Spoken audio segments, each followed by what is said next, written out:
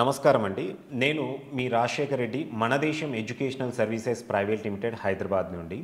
So, ఇవాళ మనము discuss చేయబోయే topic computer science engineering select చేసుకునే మనము స్టూడెంట్స్ ఎవరైతే ఉన్నారో బెస్ట్ యూనివర్సిటీస్ మనం చాలా వరకు మనం సెర్చ్ చేస్తూ ఉంటాం కదా. వాటిల్లో మనం ఎక్కువగా ప్లేస్మెంట్స్ చూసుకోవాలా ముందు, లేదంటే అక్కడ స్కిల్ బేస్డ్ వాళ్ళ దగ్గర అకాడమిక్స్ ఏ విధంగా ఉన్నాయనేది సెలెక్ట్ చేసుకోవాలనే దాని గురించి మనం డిస్కస్ చేసుకుందాం.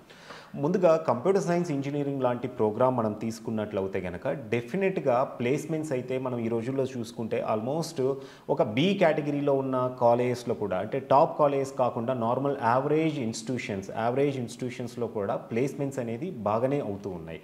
2022-23 అకాడమిక్ ఇయర్ పాస్డ్ అవుట్ స్టూడెంట్స్కి తీసుకుంటే కనుక యావరేజ్ ఇన్స్టిట్యూషన్స్లో కూడా ప్లేస్మెంట్స్ అయితే డెఫినెట్గా బాగానే జరిగాయండి.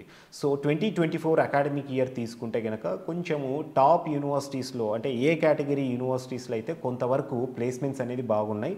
యావరేజ్ ఇన్స్టిట్యూషన్స్ అయితే డెఫినెట్గా ప్లేస్మెంట్స్ పరంగా కొంత సఫర్ అవుతూనే ఉన్నాయన్నమాట.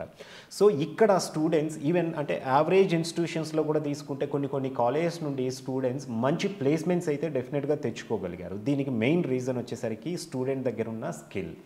సో స్కిల్ విషయానికి వస్తే కనుక స్టూడెంట్స్ మనం సెలెక్ట్ చేసుకోబోయే యూనివర్సిటీలో ప్రోగ్రామ్ ఏ విధంగా ఉందనేది మనం చూసుకోవాలి. సో అకాడమిక్స్ ఎంత స్ట్రాంగ్ ఉంటే యూనివర్సిటీలో డెఫినెట్గా ప్లేస్మెంట్స్ పరంగా అయితే స్టూడెంట్ అంటే క్యాంపస్ రిక్రూట్మెంట్లో ప్లేస్మెంట్ దొరికినా దొరకకపోయినా బయటికి వచ్చిన తర్వాత కూడా స్టూడెంట్కు ప్లేస్మెంట్స్ అనేది చాలా ఈజీ అవుతాయి అన్నమాట.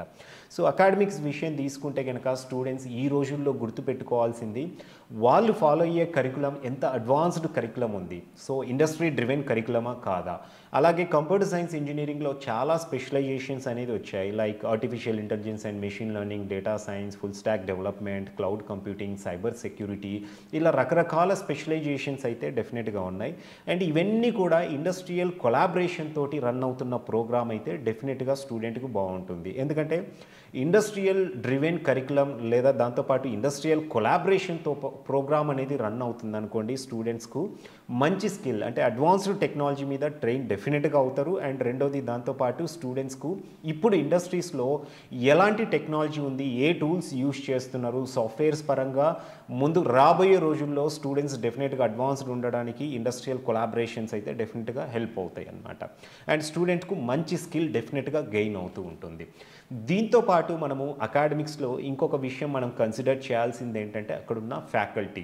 సో మనకు అకాడమిషియన్స్తో పాటు డెఫినెట్గా ఇండస్ట్రీ ఎక్స్పోజర్ ఉన్న ఫ్యాకల్టీ కూడా యూనివర్సిటీలో డెఫినెట్గా ఉండాలన్నమాట. సో చాలా వరకు చూసుకుంటూ ఉంటే కనుక మనము ఇప్పుడున్న టెక్నాలజీ అనేది నెక్స్ట్ 3-4 మంత్స్లో ఉంటుందా లేదా అనే గ్యారంటీ కూడా లేదు.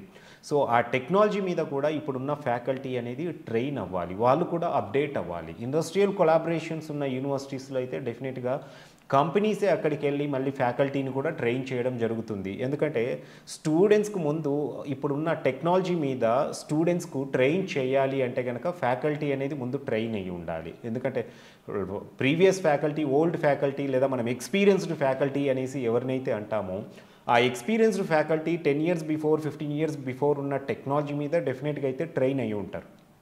ఇప్పుడున్న అడ్వాన్స్డ్ టెక్నాలజీ మీద కూడా అక్కడ ఉన్న ఫ్యాకల్టీ కంపల్సరీ ట్రైన్ అవ్వాలి. ఇండస్ట్రీ ఎక్స్పోజర్ ఉన్న ఫ్యాకల్టీ యూనివర్సిటీలో ఉన్నారా లేదా అనేది మనం ఫ్యాకల్టీ ప్రొఫైల్లో కంపల్సరీ చూసుకోవాల్సి ఉంటుంది. దాంతోపాటు యూనివర్సిటీ ఇన్ఫ్రాస్ట్రక్చర్ కూడా చాలా బాగుండాలండి.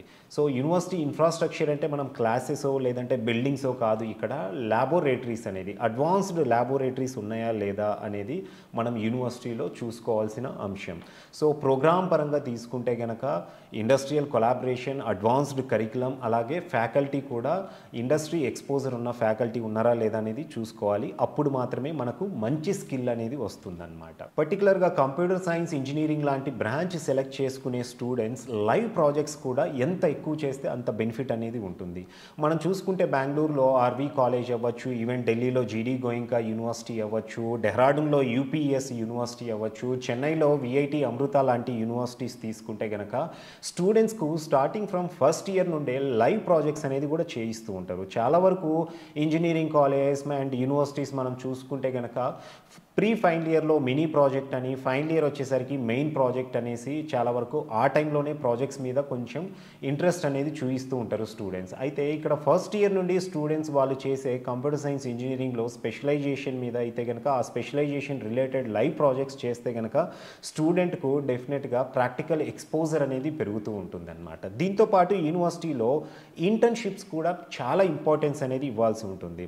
చాలా యూనివర్సిటీస్ ఈ మధ్య కాలంలో సెకండ్ ఇయర్ నుండే 4 ఇయర్స్ డ్యూరేషన్లో ఎప్పుడూ ఫైనల్ ఇయర్లో ఇంటర్న్షిప్ కాకుండా సెకండ్ ఇయర్ నుండే సమ్మర్ ఇంటర్న్షిప్స్ అనేది ఎంకరేజ్ చేస్తూ ఉన్నాయి అన్నమాట. సో ఇంటర్న్షిప్స్ వల్ల కూడా స్టూడెంట్స్కు ప్రాక్టికల్ ఎక్స్పోజర్ పెరుగుతుంది అండ్ కాస్మోపాలిటన్ ఎన్విరాన్మెంట్కి అనేది అలవాటు పడడం అనేది జరుగుతూ ఉంటుందన్నమాట.